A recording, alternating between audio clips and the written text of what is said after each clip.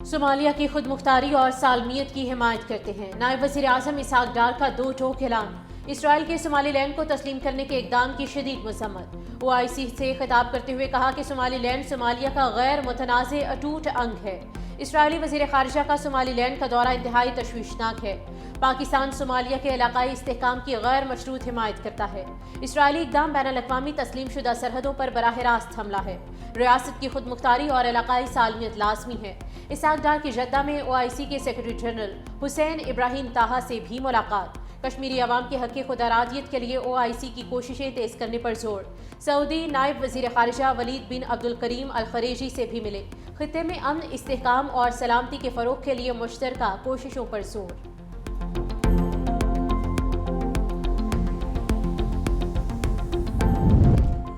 OIC نے صومالی land کو تسلیم کرنے کا نام نہاد اسرائیلی اقدام مسترد کر دیا۔ سعودی عرب میں OIC وزرائے خارجہ کا ہنگامی اجلاس۔ سیکرٹری جنرل حسین ابراہیم طاہا نے کہا صومالیہ کی خود مختاری اور علاقائی سالمیت کی حمایت کرتے ہیں۔ صومالی لینڈ سے متعلق اسرائیلی اقدام عالمی قوانین کی خلاف ورزی ہے۔ سعودی نائب وزیر خارجہ ولید بن عبد الکریم نے کہا کہ صومالیہ کی خود مختاری کو نقصان پہنچانے کی ہر کوشش کو مسترد کرتے ہیں۔ فلسطینی وزیر خارجہ نے کہا کہ صومالیہ کی اقوام متحدہ کی تسلیم شدہ سرحدوں کی حمایت کرتے ہیں۔ صومالیہ کے وزیر خارجہ بولے سرزمین کسی ملک کو استعمال نہیں کرنے دیں گے۔ نمائندہ ترکیہ نے کہا اسرائیل کا نام نہاد صومالی لینڈ کو تسلیم کرنے کا اقدام ناقابل قبول ہے۔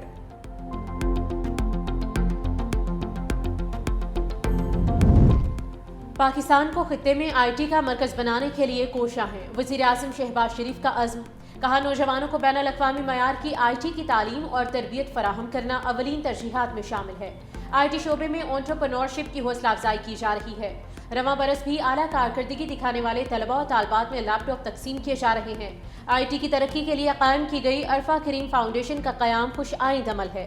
حکومتی سطح پر ہر ممکن مدد کو یقینی بنایا جائے گا۔ وزیر اعظم سے IT ماہر مرحومہ عرفہ کریم کے والدین اور عرفہ کریم فاؤنڈیشن کی چیف ایگزیکٹو کی ملاقات۔ وزیر اعظم کا عرفہ کریم کی کم عمری میں IT کے میدان میں خدمات اور پاکستان کا نام روشن کرنے پر خراج عقیدت۔ اسلام آباد میں خوشیوں بھرا گھر ماتم قدے میں تبدیل۔ سیکٹر G72 میں گیس لیکیج دھماکہ، دلہا اور دلہن سمیت 68 افراد جاں بحق اور 11 زخمی۔ مرنے والوں میں دلہے کی والدہ، خالو، تائی اور کزن شامل۔ 2 پڑوسی وسیم اور نعیم جان سے گئے۔ دھماکے سے شادی والا گھر مکمل زمیں بوس۔ 3 گھروں کو نقصان پہنچا۔ لاشوں اور زخمیوں کو ملبے سے نکال لیا گیا۔ ریسکیو آپریشن مکمل، جائے وقوع کو سیل کر دیا۔ وزیر اعظم شہباز شریف کا قیمتی جانوں کے نقصان پر اظہار افسوس۔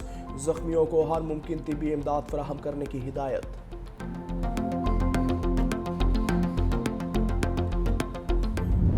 صبح 7 بجے کے قریب دھماکہ ہوا۔ جب اٹھ کے دیکھا تو بہت سارا کچھ ہی بکھرا ہوا تھا۔ اس حادثے کی وجہ سے کافی اموات ہوئی ہیں، جس میں میرا بیٹا، بہو، مسز اور بڑی بھابھی ایکسپائر ہوئے ہیں۔ اس سے زیادہ میں نہیں کچھ کہہ سکتا۔ دھماکے کی آواز سن کر پہنچا تو سب ختم ہو چکا تھا۔ رات 3 بجے سب گھر والے سوئے تھے۔ دلہے کے والد کی 365 نیوز سے گفتگو۔ کہا بیٹا CDA میں ملازمت کرتا تھا، شادی کی وجہ سے گھر میں مہمان آئے ہوئے تھے۔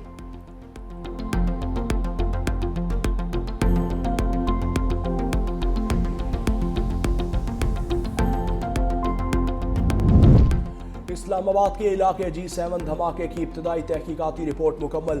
رپورٹ کے مطابق دھماکے میں 3 مکان مکمل طور پر زمیں بوس، 2 کو جزوی نقصان پہنچا۔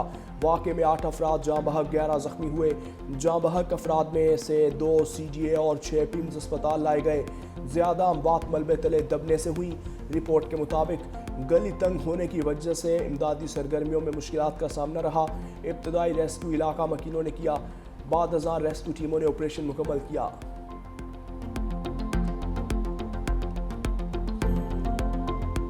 ایران میں حکومت مخالف مظاہرے دوسرے ہفتے میں داخل۔ تشدد کے واقعات میں ہلاکتوں کی تعداد 116 تک پہنچ گئی، 15 سیکیورٹی اہلکار بھی شامل۔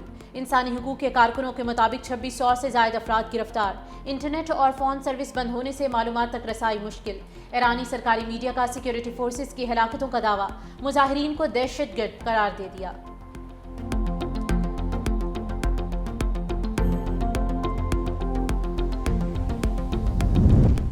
امریکی صدر ٹرمپ کا ایران پر اشتعال انگیز بیان، کہا ایران آزادی کی طرف دیکھ رہا ہے جو پہلے کبھی نہیں ہوا، امریکہ ایرانی عوام کی مدد کے لیے تیار ہے۔ نیو یارک ٹائمز نے دعویٰ کیا ٹرمپ ایران میں غیر فوجی اہداف کو نشانہ بنانے پر غور کر رہے ہیں۔ امریکی صدر کو ایران پر ممکنہ حملوں کے مختلف آپشنز کے بارے میں بریفنگ دی گئی۔ ٹرمپ نے ایران پر حملوں کے حوالے سے ابھی تک کوئی حتمی فیصلہ نہیں کیا۔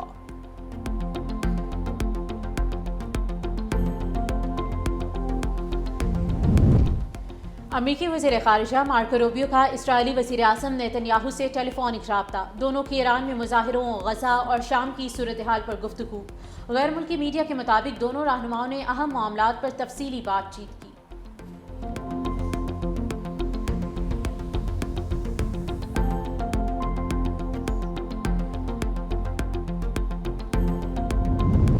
ترکیہ نے اسرائیل کو ایران کے معاملے پر خبردار کر دیا۔ وزیر خارجہ حاکان فیدان نے کہا ایران کی داخلی کشیدگی سے فائدہ اٹھانے کی اسرائیلی کوشش ناکام ہوگی۔ ایران میں احتجاجی مظاہروں کو ایران کے حریف استعمال کرتے ہیں۔ اسرائیل غزہ جنگ بندی معاہدے کے اگلے مرحلے میں رکاوٹیں ڈال رہا ہے، غزہ میں انسانی امداد اور تعمیر نو میں کردار ادا کرنے کے لیے تیار ہے۔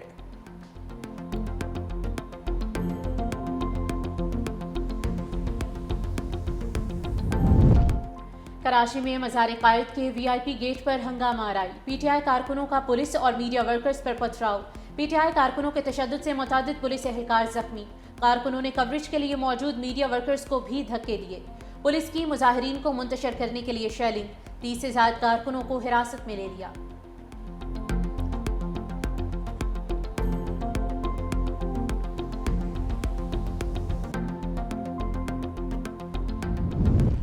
ظلم کا نظام ماضی میں چلا، نہ اب چلے گا، ہماری بنیادی حقوق چھین لیے گئے، آزادی کے لیے باہر نکلیں گے۔ Secretary general P T I Salman Akram Raja کی پریس کانفرنس، کہا ملک کو تاریکی کی طرف دھکیلا جا رہا ہے، معیشت میں بہتری کے دعوے دھوکہ ہے۔ گزشتہ 2 دن میں کراچی اور حیدرآباد کے عوام نے نظام سے بیزاری کا اظہار کیا۔ انہوں نے الزام لگایا کہ این او سی تاخیر سے دیا، جلسے میں پہنچنے والے 2 درجن کارکن لاپتہ ہیں، تاہم جلسہ ہر صورت ہوگا۔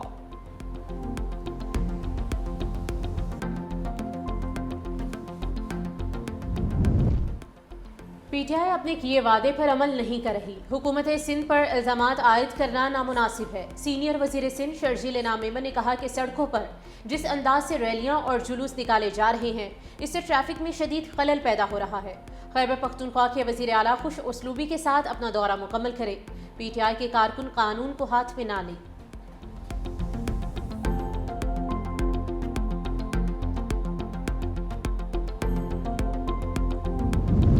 نو مئی واقعات میں وزیر اعلیٰ سہیل آفریدی کی موجودگی کی تصدیق، پشاور میں 9 مئی واقعات کی ویڈیوز پر پنجاب فورینزک لیبارٹری کی رپورٹ تیار، ویڈیوز میں کامران بنگش، تیمور جھگڑا اور عرفان سلیم کی موجودگی کی بھی تصدیق۔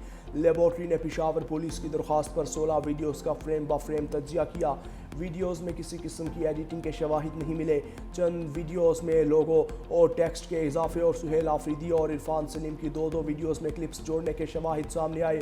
رپورٹ 19 سے 23 دسمبر 2025 کے دوران مکمل کی گئی۔ انسداد دہشت گردی عدالت نے ریڈیو پاکستان حملہ کیس میں پولیس سے رپورٹ طلب کی تھی۔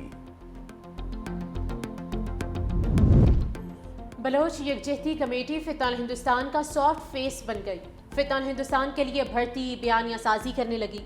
بلوچ یکجہتی کمیٹی اور اس کی قیادت دہشت گرد نیٹ ورکس کی سہولت کار کے طور پر کام کر رہی ہے، پراکسیز کے ذریعے منظم پروپیگنڈا مہم چلائی جاتی ہے، جبری گمشدگی کے بیانیے کو بطور ہتھیار استعمال کیا جاتا ہے۔ گرفتار دہشت گرد ساجد احمد نے بلوچ یکجہتی کمیٹی سے اپنے روابط کا اعتراف بھی کیا۔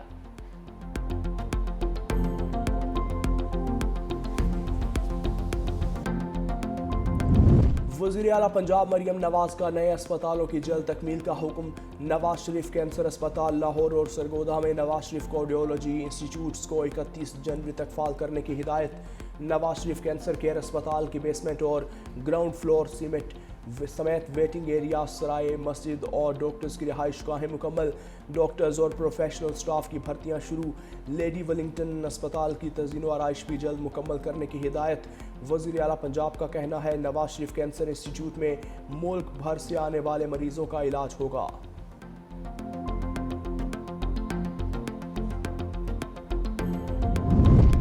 मेयर कराची मुर्तज़ा वहाब ने तारीखी ओल्ड सिटी एरिया में सड़कों, सीवरेज लाइन्स और स्ट्रीट लाइट्स की बहाली के मंसूबों का संगे बुनियाद रख दिया। जोड़िया बाजार, बोल्टन मार्केट, मीठा दर और खाला दर में तरक्याती काम 6 माह में मुकम्मल। मेयर कराची मुर्तज़ा वहाब का कहना है कि मंसूबे शफाफ अंदाज में मुकम्मल किए जाएंगे। तारीख़ वरसे का तहफ़्फ़ुज़ यकीनी बनाया जाएगा।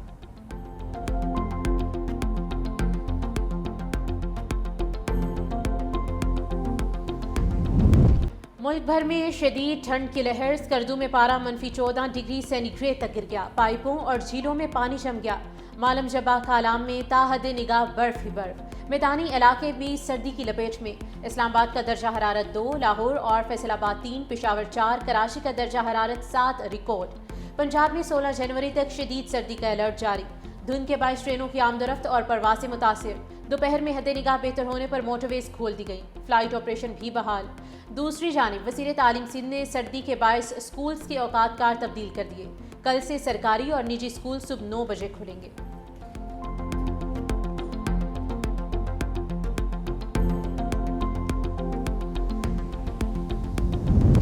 पाक श्रीलंका टाकरा तीसरा T20 मैच आज खेला जाएगा। दूसरा T20 मैच बारिश के बायस मंसूख कर दिया गया था। पहले T20 में पाकिस्तान ने कामयाबी समेटी। 3 मैचेस की सीरीज में पाकिस्तान को 1-0 की बढ़त हासिल।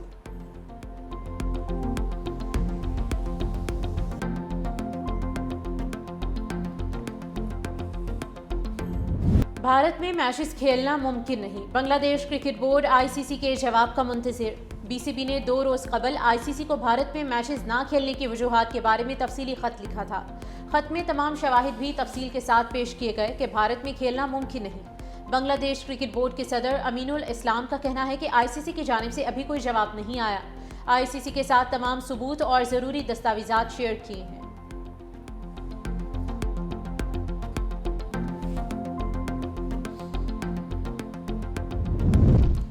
PCB का PSL की फ्रेंचाइज मुल्तान सुल्तान्स की नीलामी का फैसला।